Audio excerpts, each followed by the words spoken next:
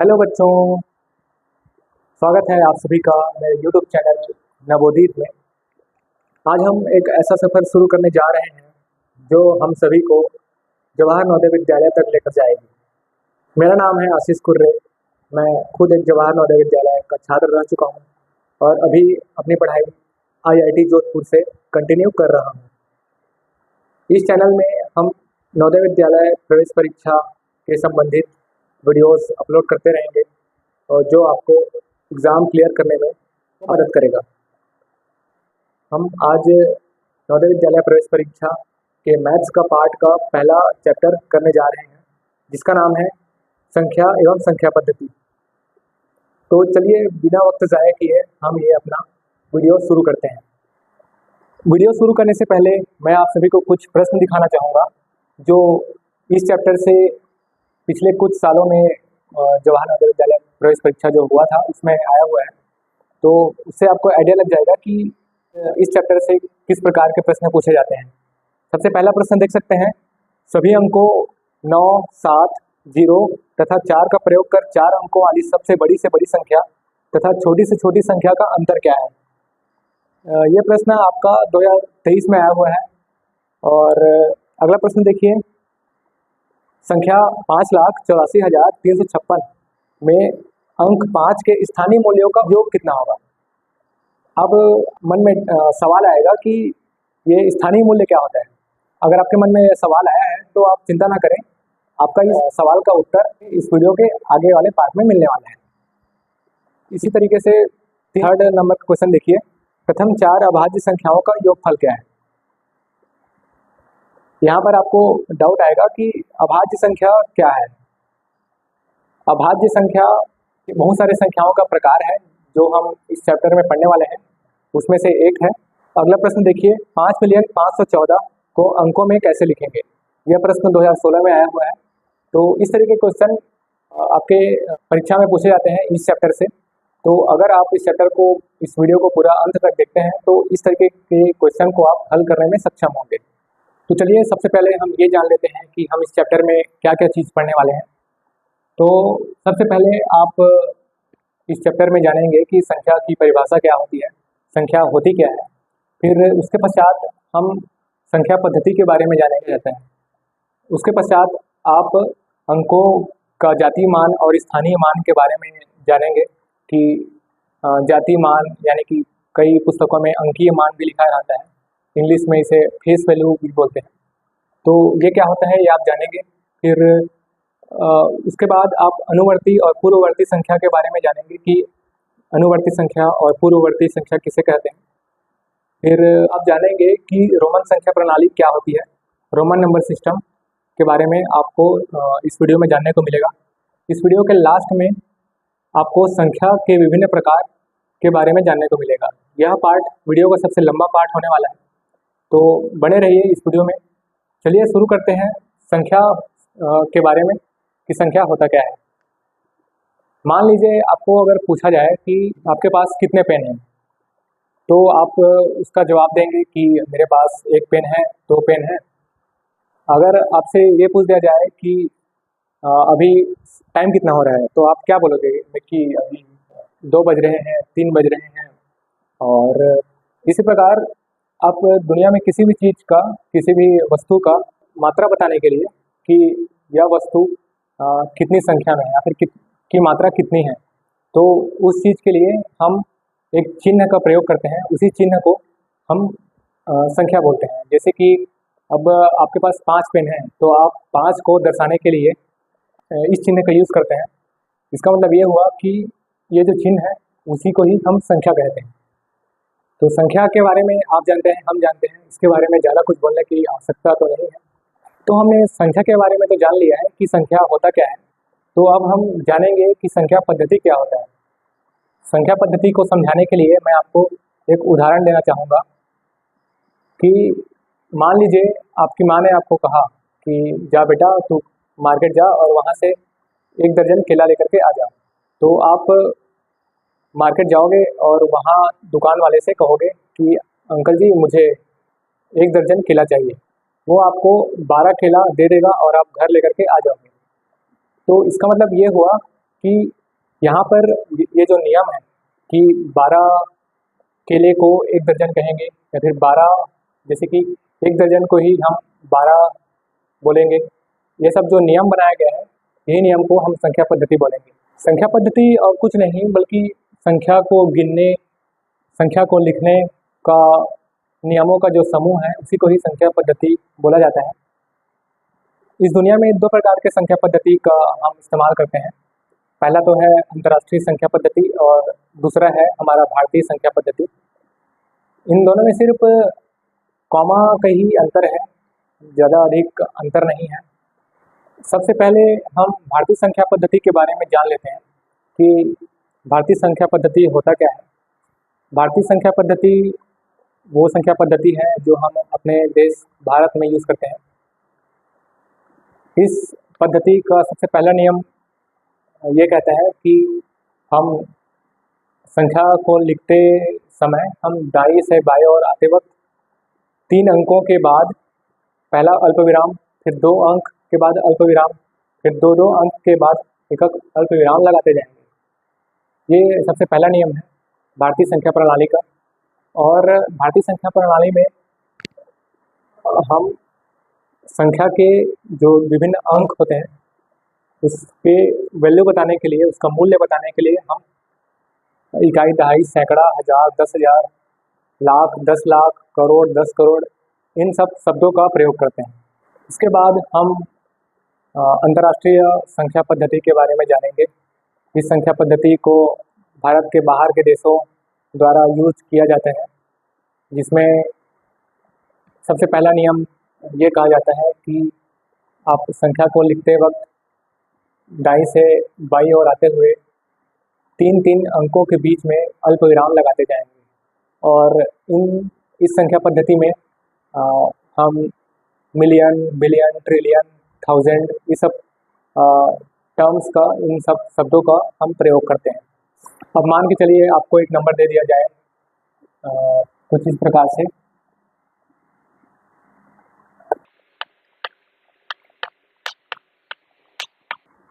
ये मान चलिए बहुत लंबा सा संख्या है। इसको अगर बोल दिया जाए भारतीय संख्या पद्धति में लिखना है तो आप सबसे पहले तो हम लिख लेंगे इसे सेम टू सेम जो लिखा हुआ है 7, 3, 2, 1। भारतीय संख्या पद्धति ये कहता है कि सबसे पहले आप 3 अंक छोड़ेंगे और उसमें अल्पविराम लगाएंगे, फिर उसके बाद 2-2 संख्या छोड़ते हुए आपको अल्पविराम लगा देना है। लेकिन अंतर्राष्ट्रीय संख्या प्रणाली ये कहता है कि आपको 3-3 अंक के बाद अल्पविराम लगाना है। अब इसको हम अंतर्राष्ट्रीय संख्या पद्धति में लिखते हैं।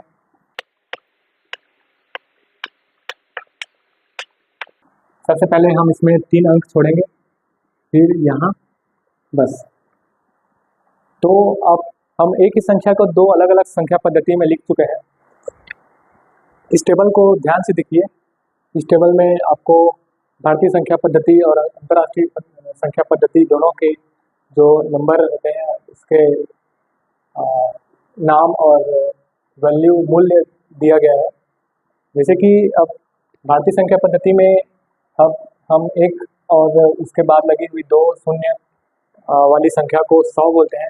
अंतर्राष्ट्रीय पद्धति में भी 100 बोलते हैं, हालांकि भाषा अलग अलग होती है तो उसमें अलग अलग आते हैं। जैसे कि अंग्रेजी वर्ड में 100 को 100 बोलते हैं। उसी प्रकार भारतीय संख्या पद्धति में 1000 इसको 1000 बोला जाता है और अंतर्राष्ट्रीय संख्या पद्धति में भी इसको 1000 बोला जाता है। अब आ जाते हैं 1 लाख में। जब 1 के बाद 5 शून्य लगे हों तो भारतीय संख्या पद्धति में उसे हम 1 लाख कहते हैं। लेकिन अगर अंतर्राष्ट्रीय संख्या पद्धति की बात करें तो उसमें हम उसे 1 लाख नहीं कहते, बल्कि उसे हम 100,000 कहते हैं। 100,000 और इंग्लिश में बोलेंगे तो 100,000। उसी प्रकार अगर भारतीय संख्या पद्धति में 1 के बाद 6 शून्य लगे होंगे उसे हम 10 लाख कहते हैं। और अगर इसी संख्या को हम अंतर्राष्ट्रीय संख्या पद्धति में देखें तो उसे 1 मिलियन कहा जाता है। बात आती है 1 करोड़ की। 1 करोड़ हम उस संख्या को बोलते हैं जिस संख्या में 1 के बाद 2, 4, 6, 7 शून्य लगे हों, उस संख्या को हम 1 करोड़ बोलते हैं। सेम संख्या को अगर हम अंतर्राष्ट्रीय पद्धति में लिखें, उसे हम कहेंगे 10 मिलियन। अगर बात आ जाए 10 करोड़ की, 10 करोड़ यानी कि 1 के बाद 1, 2, 3, 3, 6, 7, 8 शून्य लगे हों, तो इसे हम 10 करोड़ कहते हैं। सेम अगर उसी संख्या को हम अंतर्राष्ट्रीय पद्धति में लिखें, तो हम उसे बोलेंगे 100 मिलियन। तो इस चार्ट के माध्यम से आपको अंतर्राष्ट्रीय संख्या पद्धति और भारतीय संख्या पद्धति के बीच का जो संबंध है वो आपको समझ में आ गया होगा। अब तक हमने संख्या और दो अलग अलग संख्या पद्धति के बारे में जान लिया है। अब हम जानेंगे जातीय मान और स्थानीय मान क्या होता है। जातीय मान किसी भी अंक का वास्तविक मान होता है। अगर मान के चलिए कहीं पर संख्या लिखा हुआ है 534, अगर आपसे पूछ दिया जाए कि 3 का जातीय मान कितना है, तो यहाँ पर 3 का जातीय मान 3 ही है। 3 का अर्थ होता है 1, 2, 3, यानी ये 3 मात्रा को दर्शाता है। अगर यही संख्या दूसरे जगह पर लिख दिया जाए 3435 और उसे माना जाए, पूछ लिया जाए कि इस 3 का जातीय मान क्या है, तो इस 3 का भी जातीय मान 3 ही होगा। यानी कि 3 का जो वास्तविक मान है वही हमारा जातीय मान होता है।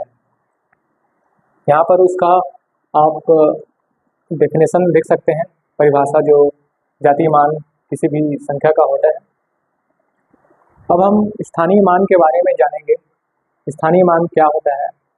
इससे पहले जो हमने संख्या पद्धति में पढ़ा, संख्या के परिभाषा में पढ़ा, वो सब इम्पोर्टेंट तो था ही, मगर उससे भी ज़्यादा इम्पोर्टेंट ये वाला टॉपिक है, क्योंकि यहाँ से परीक्षा में सवाल आने के चांसेस बहुत ज़्यादा होते हैं और कई बार डायरेक्ट प्रश्न भी आए हुए हैं।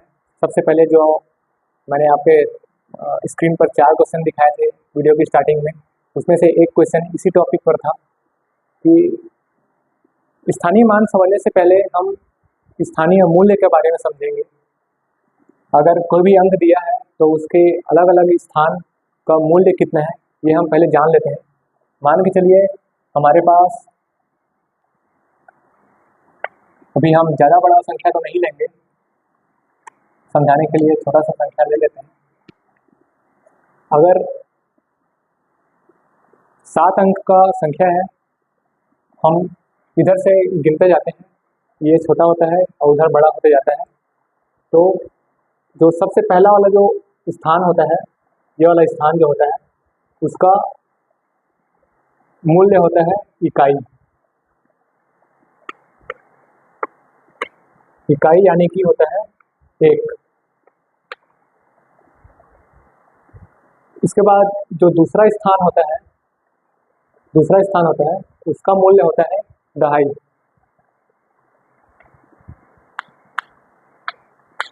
दहाई यानी कि 10। इसके बाद जो तीसरा स्थान होता है, उसका मूल्य होता है सैकड़ा।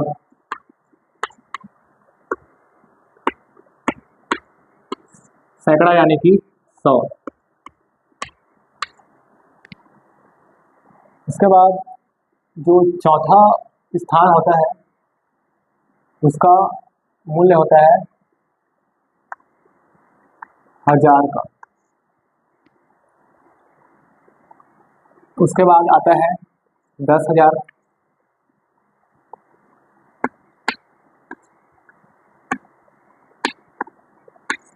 यानी कि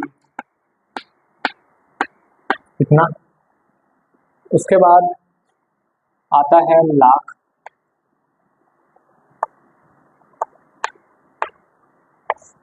लाख यानी कि कितना। फिर इसके बाद आएगा 10 लाख। तो इसी प्रकार अलग अलग स्थान का अलग अलग मूल्य होता है। स्थानीय मान को निकालने का एक फॉर्मूला होता है, वो आप ध्यान से लिखिएगा अभी। स्थानीय मान किसी भी संख्या का निकालने के लिए आप सबसे पहले संख्या लेंगे, उसको हम गुणा करेंगे उस संख्या का स्थानीय मूल्य,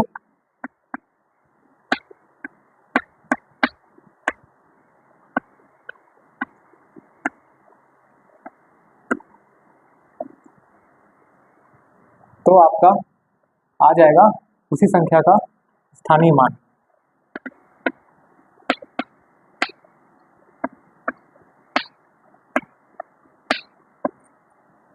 चलिए अब एक उदाहरण के प्रश्न से अब हम इस टॉपिक को समझते हैं।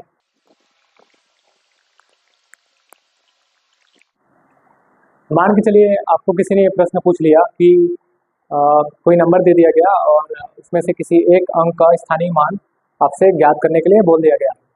तो मान के चलिए हमारे पास वो नंबर है, ये नंबर है, उसमें से हमें पूछ लिया गया कि इस 4 का स्थानीय मान ज्ञात करो। हमने वो सूत्र देखा था अभी अभी जस्ट पहले, जिसमें सबसे पहले उन्होंने कहा है कि हम संख्या लेंगे और उसको गुणा कर देंगे उसके स्थानीय मान से, स्थानीय मूल्य से।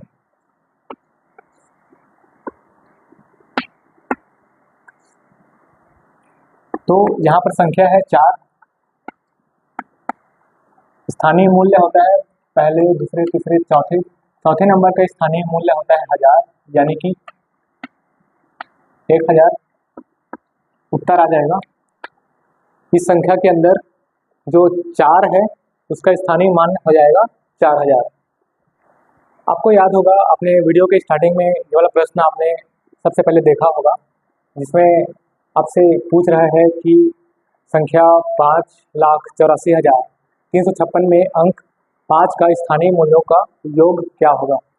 यानी कि इसमें वो कह रहा है कि जो संख्या है 5,84,356,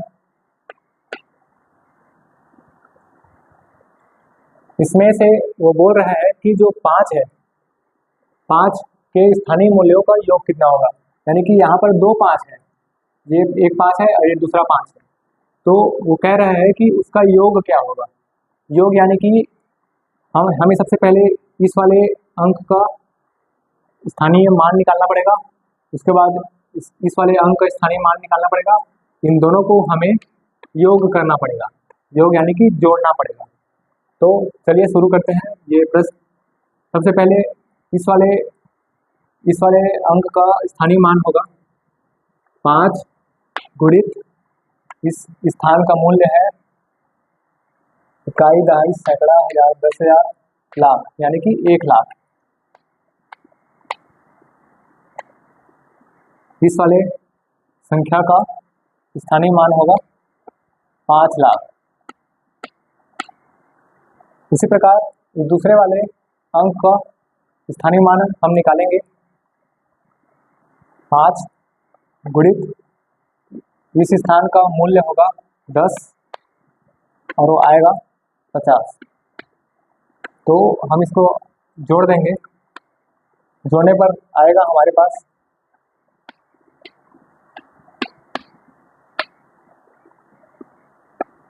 5,50,000। तो ये उसका उत्तर हो गया।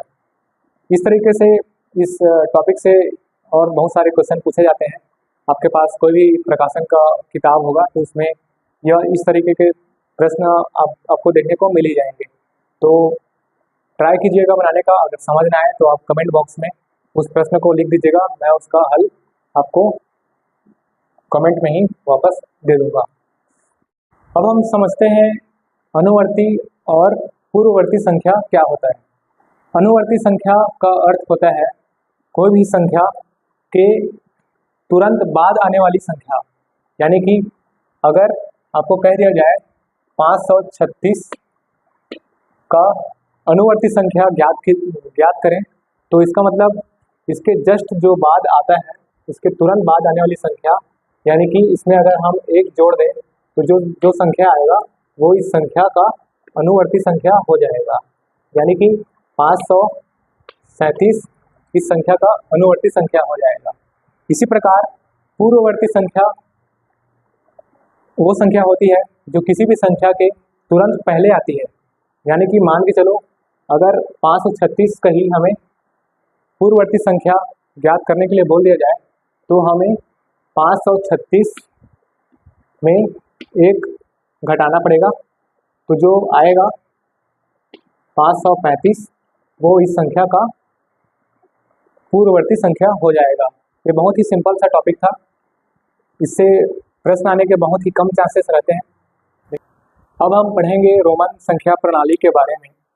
यह एक ऐसा संख्या पद्धति है जिसमें हम किसी भी संख्या को दर्शाने के लिए अंग्रेजी के अल्फ़ाबेट्स जैसे कि आई, वी, एम, सी इत्यादि का प्रयोग करते हैं। यह संख्या पद्धति बहुत ही पुरानी है और आजकल भी यह प्रचलन में उतनी अधिक नहीं है, मगर कई बार जब आप कपड़ों के दुकानों में कपड़े खरीदने जाओगे, वहाँ पर जो कपड़ों के साइज़ होते हैं वो रोमन संख्या में लिखे हुए पाए जाते हैं। जैसे कि किसी कपड़े में लिखा रहेगा एक्सएल, एल, स्मॉल का एस रहता है, एम, मीडियम एम, ये सब रोमन संख्या ही हैं। और कभी कभी आपने देखा होगा किसी किसी घड़ी में हम देखते हैं जैसे कि वहाँ पर 1 को आई लिखा गया होता है, 2 को डबल आई लिखा होता है और 3 को ट्रिपल आई लिखा होता है। इसी प्रकार हम कई बार किसी पुस्तकों में भी देखते हैं, वहाँ पर चैप्टर्स के वहाँ पर जो पार्ट होते हैं उसके नाम लिखे होते हैं। चैप्टर आई यानी कि चैप्टर नंबर पहला, चैप्टर 2I यानी कि चैप्टर दूसरा। उसी प्रकार कई मूवीज़ यानी कि उसके जो अलग अलग पार्ट होते हैं उसके नामों को भी इसी संख्या के द्वारा दर्शाया जाता है। तो ये कुछ इस प्रकार के कुछ लेटर्स हैं जो रोमन संख्या में प्रयोग होते हैं और उनके मूल्य भी बगल में लिखे हुए हैं। रोमन संख्या से JNVST परीक्षा में उतने प्रश्न तो नहीं आते हैं, मगर यह काफ़ी प्रचलित है, इसके बारे में आपको जानना चाहिए। रोमन संख्या के कुछ नियम हैं जो आपको रोमन संख्या लिखते वक्त ध्यान में रखना होता है। जैसे कि अगर हम 1 को आई से डिनोट करते हैं, आई से दर्शाते हैं, अगर हम 2 लिखना चाहें तो हम आई को ही 2 बार लिख देंगे तो वह 2 हो जाएगा। उसी प्रकार हम 3 लिखने के लिए हम 3 आई लिख देते हैं। मान के चलिए अगर हम 1 को आई लिखते हैं तो 2 के लिए हम 2 आई का प्रयोग कर सकते हैं। उसी प्रकार 3 के लिए हम 3 आई का प्रयोग करते हैं। इसी प्रकार कोई भी संख्या को दर्शाने के लिए हम किसी भी लेटर 3 से अधिक बार दोहरा नहीं सकते। वहाँ पर लिखा हुआ पहला नियम आप देख सकते हैं, अक्षरों को दोहराने से संख्या का मूल्य बढ़ता है। यहाँ पर जैसे देख सकते हैं, यहाँ पर हमने 1 को आई लिखा है, 2 को 2 आई लिखा है, 3 को 3 आई लिखा है। इसका मतलब ये है कि हम आई की संख्या बढ़ाते जा रहे हैं तो उसका मूल्य भी बढ़ते जा रहा है। वहीं पर अगर दूसरा हम नियम देखें, उसमें यह लिखा हुआ है कि छोटा अक्षर बड़े के पहले आ जाए तो हम घटा देते हैं। यानी कि मान के चलिए हम रोमन संख्या में 5 को V से दर्शाते हैं। 5 से पहले हम अगर आई लिख दें, इसका मतलब इसका मूल्य होगा 4। उसी प्रकार अगला नियम ये कहता है कि छोटा अक्षर यदि बड़े के बाद आए, वहाँ पर हमें इसे जोड़ देना होता है। अगर मान के चलें हमारे पास V है, V जिसको हम 5 के लिए मानते हैं, उसके बाद अगर 1 जोड़ दिया जाए यानी कि आई लिख दिया जाए तो उसका मतलब होता है 6। तो अब हम आ चुके हैं हमारे वीडियो के सबसे आखिरी पार्ट पर। इस भाग में हम संख्या के विभिन्न प्रकार के बारे में जानेंगे, कितने प्रकार के संख्या होते हैं जो हमें नवोदय विद्यालय प्रवेश परीक्षा के लिए हमें पढ़ना है। आपके स्क्रीन पर दिख रहा होगा कि हम कौन कौन से प्रकार के संख्या के बारे में पढ़ने वाले हैं। सबसे पहले हम प्राकृत संख्या के बारे में पढ़ेंगे कि प्राकृत संख्या क्या होता है। फिर हम पढ़ेंगे पूर्ण संख्या क्या होती है। उसके पश्चात पढ़ेंगे पूर्णांक क्या होते हैं, और उसके बाद हम पढ़ेंगे सम और विषम संख्या क्या होता है, दोनों में अंतर क्या होता है। उसके बाद हम पढ़ेंगे परिमेय और अपरिमेय संख्या क्या होता है, इसमें भी हम इन दोनों के अंतर के बारे में चर्चा करेंगे। सबसे लास्ट में हम पढ़ेंगे भाज्य और अभाज्य संख्या क्या होता है। तो चलिए बिना वक्त ज़ाय किए हम सबसे पहले प्राकृत संख्या के बारे में पढ़ते हैं। प्राकृत संख्या वे संख्या होती है जो हम आमतौर पर गिनती के लिए प्रयोग करते हैं। मान के चलिए मैंने आपको एक टोकरी में आम भर कर दिया और मैंने आपको कहा कि इसमें कितने आम हैं, आप मुझे गिनकर बताओ।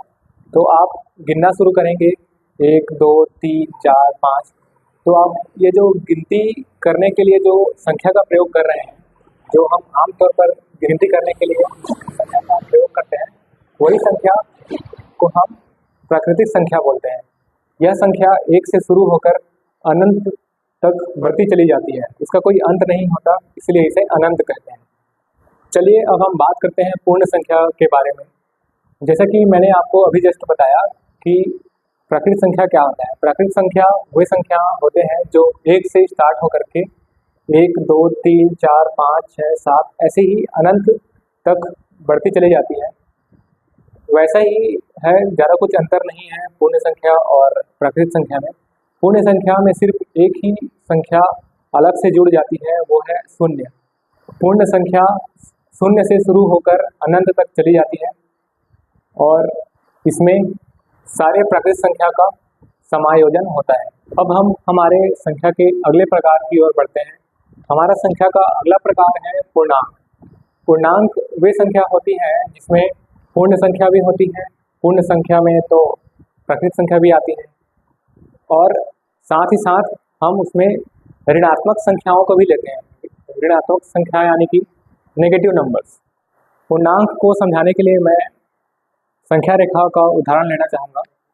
संख्या रेखा कुछ इस प्रकार होती है।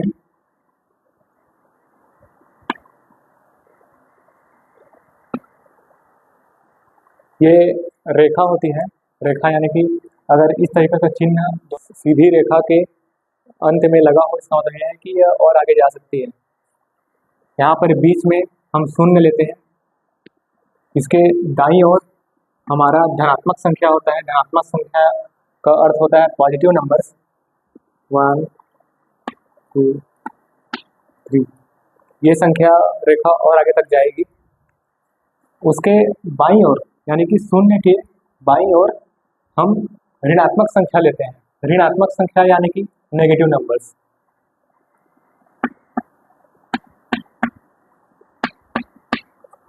ये संख्या रेखा और इस तरफ जाएगी। पूर्णांक उन सभी संख्याओं का समूह होता है जिसमें हम ऋणात्मक संख्या भी ले सकते हैं, शून्य भी ले सकते हैं, और प्राकृत संख्या यानी कि 1 2 3 4 और अनंत तक ले सकते हैं।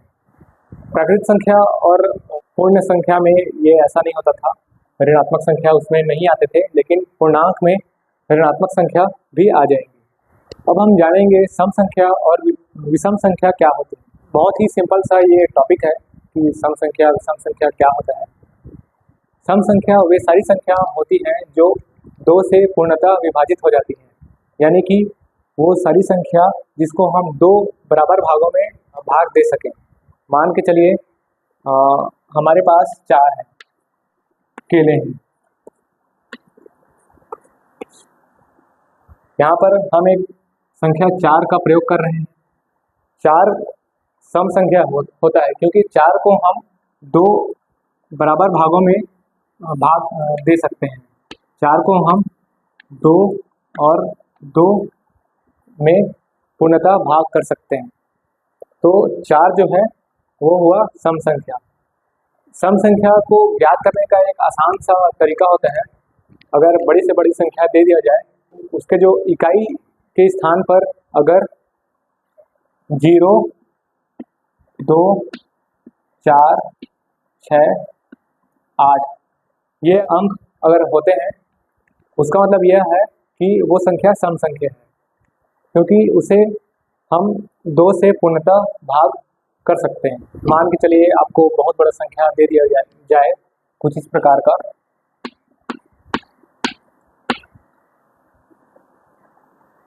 ये, और आपसे पूछ दिया जाए कि यह संख्या सम संख्या है या नहीं, तो आप इसके इकाई के स्थान पर देखेंगे कि कौन सी संख्या है।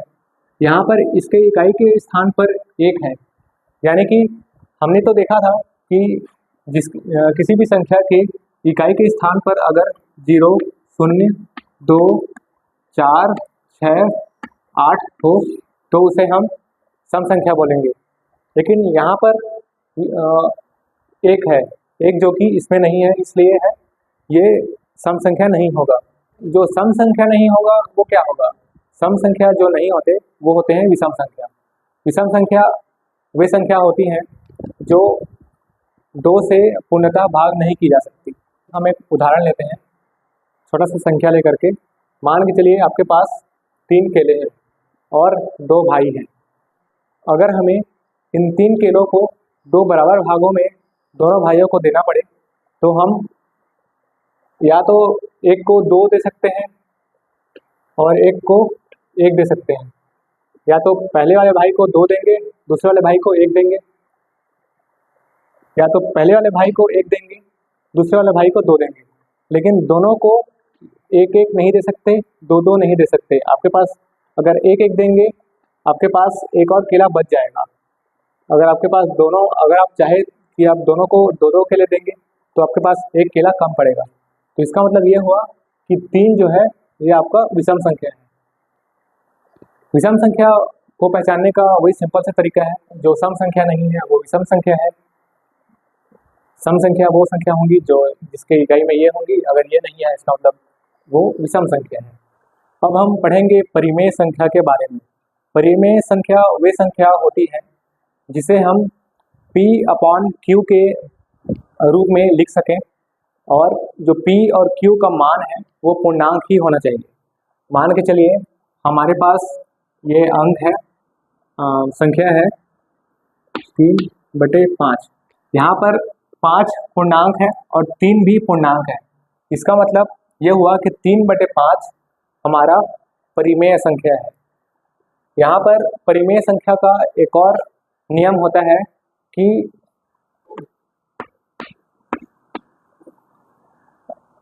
हर वाले जो संख्या होते हैं, हर यानी कि जो नीचे में सब संख्या होते हैं वो कभी भी 0 के बराबर नहीं होने चाहिए।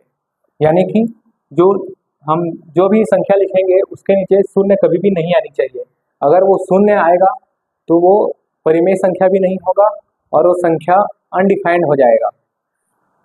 हम दूसरा एग्जांपल ले लेते हैं, जैसे कि हमारे पास है 11/7, ये एक परिमेय संख्या है।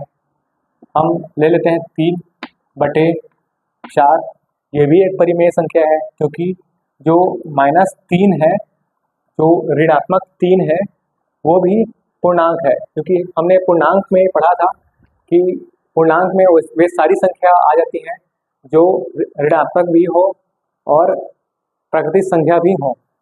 तो ये संख्या भी हमारा परिमेय संख्या हुआ। इसी प्रकार अगर हम लेंगे 4, ये भी एक परिमेय संख्या है, क्योंकि 4 के नीचे अगर हम 1 लिखें तो कोई फर्क नहीं पड़ेगा, और ये 4/1 भी P/Q के फॉर्म में है। अब हम जानेंगे अपरिमेय संख्या क्या होती है। अपरिमेय संख्या वे संख्याएं होती हैं जो परिमेय नहीं होती हैं, यानी कि जिसे हम P/Q के फॉर्म में नहीं लिख सकें, वो सारी संख्याएं अपरिमेय संख्या होती हैं। मान के चलिए हमारे पास अपरिमेय संख्या का सबसे बेहतरीन जो उदाहरण होता है वो होता है वर्गमूल 2 का। वर्गमूल 2 एक अपरिमेय संख्या है, क्योंकि इसे हम P/Q के फॉर्म में नहीं लिख सकते, यानी कि इसे हम भिन्न के रूप में नहीं लिख सकते, क्योंकि अंडर रूट यानी कि वर्गमूल 2 का जो मान आता है वह 1.4142 इस तरीके से ये अनंत तक बढ़ती जाती है, इसका कोई अंत नहीं होता और ये जो मूल्य आते जाते हैं इसके वो कभी भी रिपीट नहीं होते। परिमेय संख्या के साथ ऐसा नहीं होता। मान के चलिए अगर कोई हम परिमेय संख्या लें 3/2 का, तो यह इसे हम अगर दशमलव के रूप में लिखना चाहें तो हम उसे 1.5 के रूप में लिख सकते हैं। यहाँ पर दशमलव के बाद एक अंक आने के बाद यह संख्या खत्म हो गई, लेकिन अपरिमेय संख्या के साथ ऐसा नहीं होता, क्योंकि यहाँ पर दशमलव के बाद बहुत सारी संख्याएं आती जाती हैं।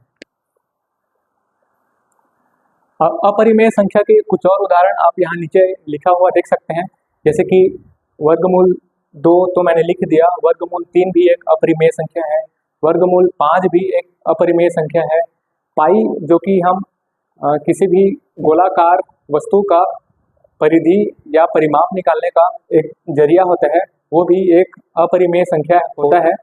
पाई के बारे में हम बाद में पढ़ेंगे, अभी के लिए आप सिर्फ इतना जान लीजिए कि पाई भी एक अपरिमेय संख्या होती है। अब हम पढ़ेंगे भाज्य संख्या के बारे में। भाज्य संख्या वे सारी संख्या होती हैं जो 2 से अधिक संख्याओं द्वारा पूर्णतः विभाजित हो जाती हैं। मान के चलिए हम एक उदाहरण लेते हैं जो कि एक भाज्य संख्या है 6 को हम भाज्य संख्या बोलते हैं, क्योंकि 6 को हम 1 से 2 से 3 से और स्वयं 6 से भाग दे सकते हैं। इसका मतलब यह है कि हम 6 को एक भागों में 6 बार भाग दे सकते हैं, 6 को 2 भागों में 3 बार भाग दे सकते हैं, 6 को हम 3 भागों में 2 बार भाग दे सकते हैं और 6 को हम एक बार खुद से 6 की तरफ लिख भी सकते हैं। तो यहाँ पर 6 जो है 3 अलग अलग भाजकों द्वारा, 3 नहीं बल्कि 4 अलग अलग भाजकों द्वारा पूर्णतः विभाजित हो जाती हैं। यहाँ पर 6 खुद स्वयं भी खुद का भाजक होता है। इसी प्रकार हम दूसरे संख्या ले लेते हैं। मान के चलिए हमारे पास 8 है, 8 को हम 1 से भाग दे सकते हैं, 8 को हम 8 बराबर भागों में बांट सकते हैं और 2 से भी हम 8 को भाग दे सकते हैं। हम 8 को 4 बराबर भागों में बांट सकते हैं। इसी प्रकार हम 4 से भी 8 को भाग दे सकते हैं और स्वयं 8 भी 8 को भाग देता है। इसका मतलब यह हुआ कि जो 8 है यह एक भाज्य संख्या है। अब हम बात करते हैं अभाज्य संख्या के बारे में। अभाज्य संख्या वे सारी संख्या होती हैं जो पूर्णतः भाज्य संख्या नहीं होती, यानी कि भाज्य संख्या का पूर्णतः विपरीत। भाज्य संख्या में हम देखते थे कि किसी भी भाज्य संख्या का कुल 2 से अधिक भाजक होते थे, परंतु अभाज्य संख्या में सिर्फ 2 ही भाजक होते हैं। मान के चलिए हमारे पास कोई संख्या है, एक संख्या मैं बताता हूँ जो अभाज्य संख्या है, वो है 3। 3 एक ऐसा संख्या है जिसे सिर्फ हम एक करके 3 भागों में बांट सकते हैं और खुद इसको 3 भागों में बांट सकते हैं। इसको हम और अधिक भागों में बांट नहीं सकते। इसका मतलब यह है कि 3 के सिर्फ 2 ही भाजक हुए। इसी प्रकार हम दूसरा भी संख्या ले सकते हैं। मान के चलिए हमारे पास 5 है, 5 के भी सिर्फ 2 ही भाजक होते हैं, 1 और 5। तो इस प्रकार के संख्या जिसके सिर्फ 2 ही भाजक होते हैं वह अभाज्य संख्या होते हैं। आपको याद ही होगा, हमने वीडियो के सबसे स्टार्टिंग में मैंने आपको 4 प्रश्न दिए थे, उसमें से एक प्रश्न इसी टॉपिक में से है, जो कुछ इस प्रकार था। इस प्रश्न में हमें पूछा गया है कि प्रथम 4 अभाज्य संख्याओं का योगफल क्या होगा। इसका मतलब यह है कि हमें प्रथम 4 अभाज्य संख्याओं का योग निकालना है। तो हम देखते हैं प्रथम 4 अभाज्य संख्या कौन कौन सी है। सबसे पहले तो हम सारे प्राकृत संख्या को लिख लेंगे शुरुआत से, जहाँ से शुरू होता है। सबसे पहला हमारा संख्या आता है 1, उसके बाद आता है 2, 3, 4, 5, 6, 7, 8, 9, 10, 11, 12, 14, 15। हम सबसे पहले आते हैं 1 पर। 1 का भाजक होता है 1 यानी कि यह खुद। इसका मतलब ये तो भाज्य संख्या भी नहीं है और ये अभाज्य संख्या भी नहीं है, क्योंकि अभाज्य संख्या में हम देखते हैं कि सबसे पहले तो वो खुद से भाग होगा और वो 1 से भी भाग होगा, यानी कि अभाज्य संख्याओं के कुल 2 भाजक होते हैं। लेकिन यहाँ पर एक जो संख्या है वो एक ऐसा संख्या है जिसका सिर्फ एक ही भाजक होता है। इसका मतलब ये ना तो भाज्य संख्या है और ना ही यह एक अभाज्य संख्या है। यह एक वीआईपी टाइप का नंबर है, इसलिए इसको तो हम लेंगे नहीं। हमारे पास दूसरा संख्या है 2 यानी कि 2 का सबसे पहला भाजक होगा 1 और यह स्वयं खुद। यह संख्या अभाज्य संख्या का परिभाषा को पूर्णतः मान्य करता है। इसका मतलब जो 2 है ये हमारा पहला अभाज्य संख्या हो जाएगा। इसी प्रकार 3 में आते हैं। 3 भी 1 से भाज्य होता है और सिर्फ 3 से यानी कि खुद से भाज्य होता है। इसका मतलब यह हमारा दूसरा संख्या निकल कर आ गया। इसी प्रकार हम चौथे संख्या पर आते हैं। चौथे संख्या हमारा है 4। 4 सबसे पहले भाग देता है पहले नंबर से, पहले यानी कि 1 से, और यह भाग देता है 2 से भी, और यह खुद से भी भाग देता है।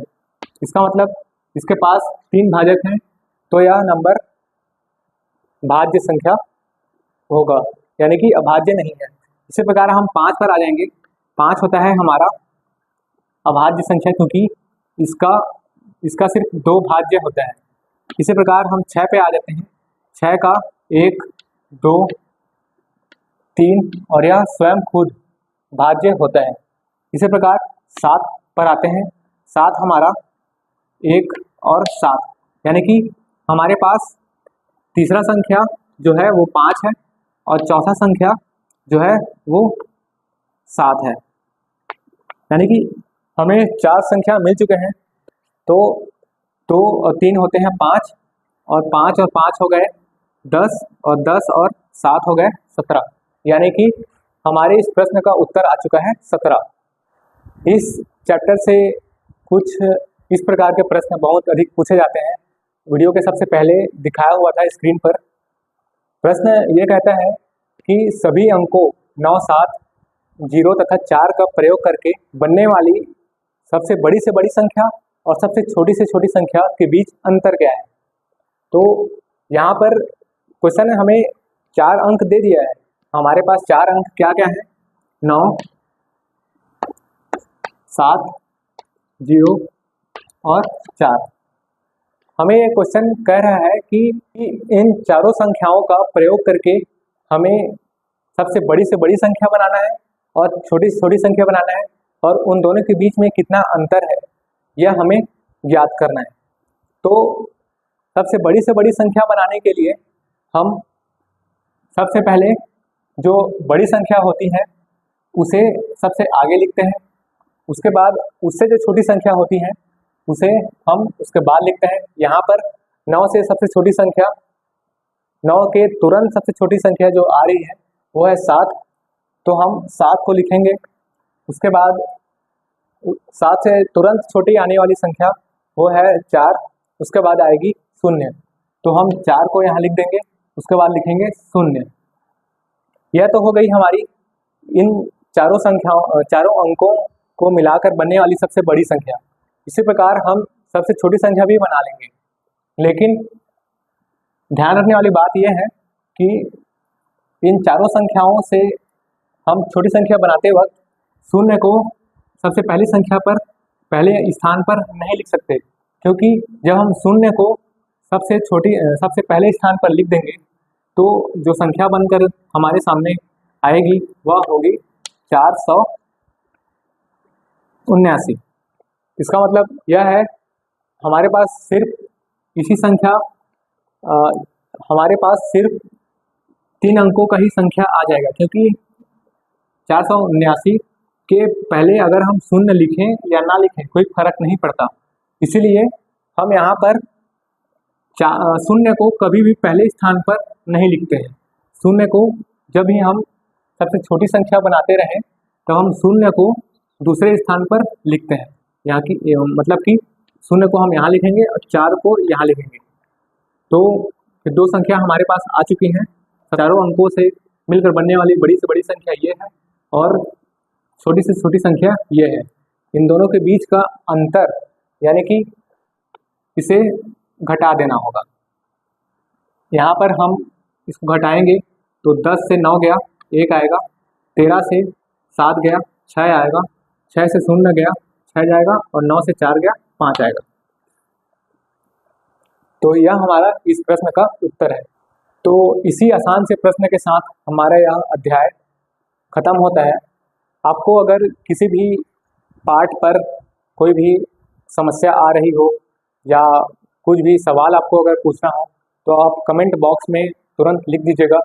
मैं उसे कुछ ही घंटों में उसका तुरंत सुझाव या फिर उत्तर आपको ज़रूर दूंगा। इसी के साथ बने रहिए, हम जल्द मिलने वाले हैं दूसरे अध्याय में। All the best.